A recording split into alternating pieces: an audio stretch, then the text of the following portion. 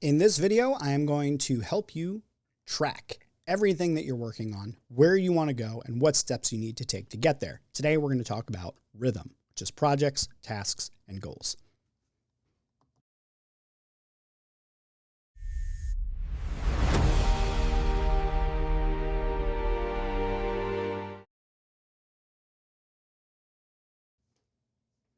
I'm Jeff Gibbard, your host of the Superhero Institute videos and taking you through the entire Notion Superbrain OS. Make sure to like and subscribe if you like these videos and you want others to know about it, and know that every page that we create here today or that we talk about is going to be listed in the description so you can go and duplicate it into your own workspace. And if you need the relations that may break when you download them, then AI can help you with that. I'm going to show you that in a later video. And as a reminder, you can buy the entire Superbrain OS, all of its wired connections, all of its amazingness, inside of the Notion marketplace, and a link to that is in the description as well. So today, let's talk about how to track what you're working on, where you want to go, and what steps you need to get there. So inside of the Superbrain, inside of Commons, we have this section called Rhythm, and in there we have projects, tasks, and goals. My recommendation, if you want to build this for yourself, is that you would go to the template marketplace for Notion and use their official projects and tasks template. Reason is it just actually tends to work better. This is what it looks like. I wind up taking this and then essentially like getting rid of all of the placeholder stuff that's already in there and rewiring stuff and just making it my own.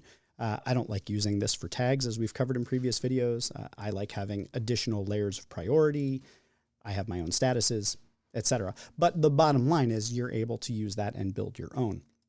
I'm going to show you what it looks like inside of the Superbrain, and then you can go about and customize yours kind of the same way.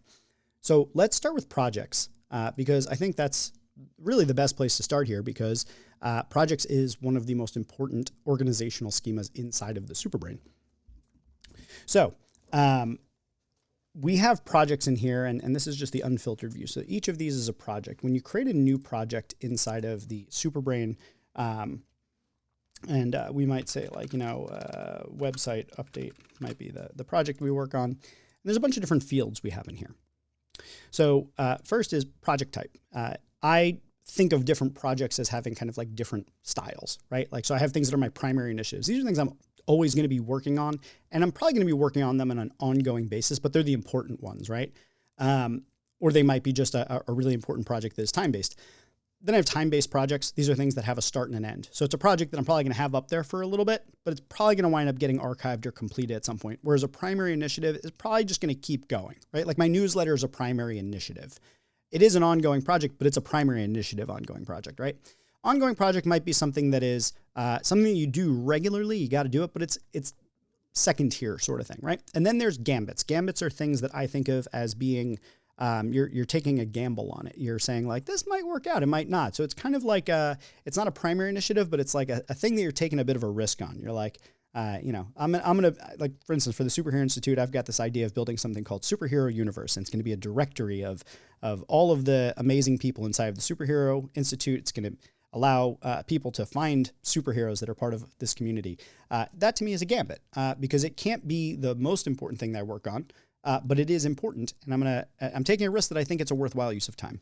And then there's side quests, and that's for any of you who are like me and get distracted on different things. You can give your project a start and end. You can have priorities. I always like to have a top priority, high priority, medium, and low.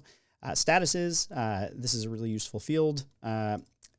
Then completion percentage and complete. This comes from a relation to tasks. Don't worry about that at the moment. And then, we just connected before articles to projects, and you'll be able to see that.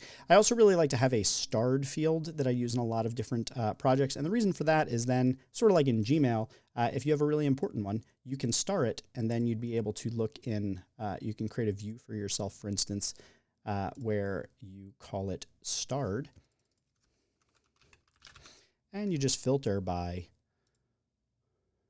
starred is checked. And now you'll be able to see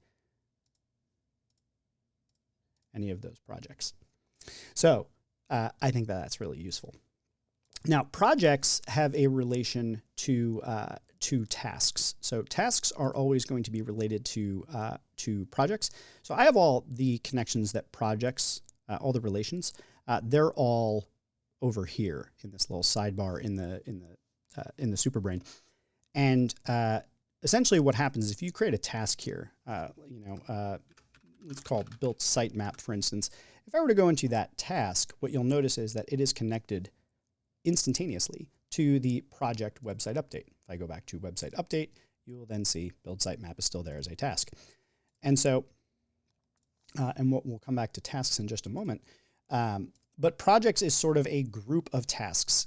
And because each project has its own page here, you can also put the entire project brief right in here. You can put any notes, any materials you need for this particular project in here. You can even put linked views of other databases.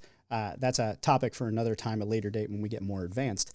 But you can set up your project space however you want, and you can connect it to and add tasks for anything you want. In the way that I've set up this view, we can customize the layout here.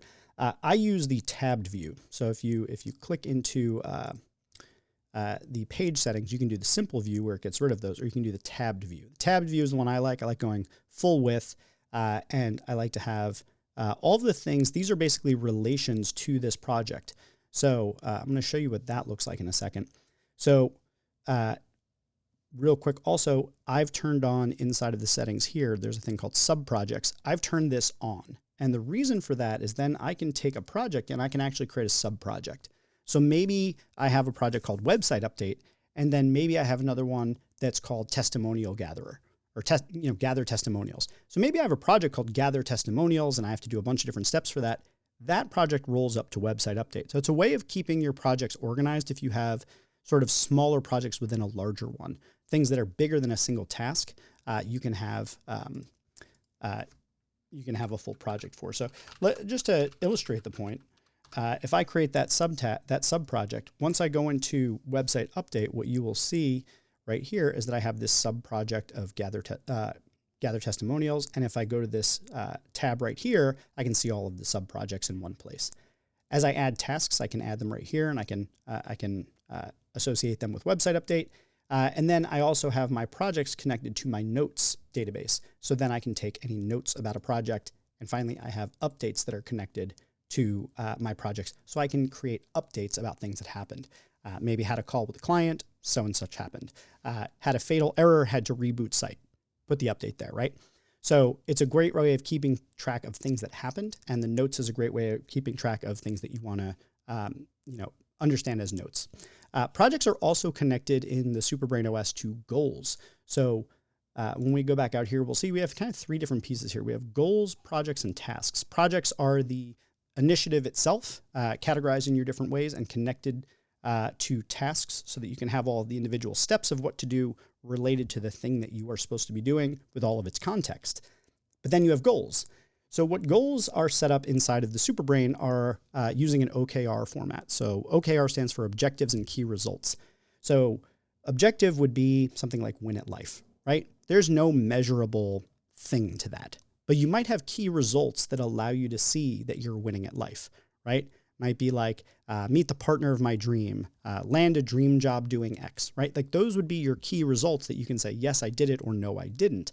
Whereas, so that's an objective. The key result is the measurable piece. So generally what you do is you have your objective, and then you would add a key result underneath, which would be SMART, and it would be a sub-result of that. So you might say like, find my dream partner, right? Like that might be your key result of winning at life. And if we go to the key results view, we'd be able to see that it is grouped, find my dream partner, in win at life. And so in the smart board, we'd be able to see any of the things that we're trying to work on, the key results, et cetera. So this is the goals, and you'd be able to, if you connect this to a project, you'd actually be able to see how well you're doing in this particular endeavor. And so that would be for related projects. We can connect this to, and none of these really work, but let's call the dating project, right? Which makes sense, right? You would have the dating project to find the dream partner. Okay, so now you've got the dating project, and in there you would maybe have tasks, go on 3 dates, right? We'll mark that one as complete. And when we go back to the dating project, so for the percent complete, this is manual right here. There are also, in this actually, I did not build the automatic tracking because I thought it would be too complicated for people, but you can actually connect your goals with the project and the project progress based upon tasks. You can automatically track how you're doing in it. That's how my system has it. But for now, goals, nice and easy. You have an objective and a key result. You can connect that to a particular project. Inside the project, you can have whatever workspace you want inside of that project. You can have sub-projects that are rolling up to it. You can connect your project to a space. You can assign it a project owner. You can give it tags such as, website might be one. You might use marketing. And so you would be able from any of these to see what projects these tags are connected to. So again, everything connected. You'd see your tasks, you'd see what goals you're connected to, you'd see your project notes and your updates. One of the things that I have built into the tasks in the Superbrain, and I'm not going to show you how to build this, but I'm going to show you that it exists, is I have a system called the HyperFocus system. So what the HyperFocus system is it's a bit like a modified Eisenhower Matrix, but with a lot more granularity. So this is a really important task, and I'm just going to show you how this works. Basically, this came out of the fact that, one, I needed a way to know what to work on. And two, my business partner prioritizes due date while I prioritize priority.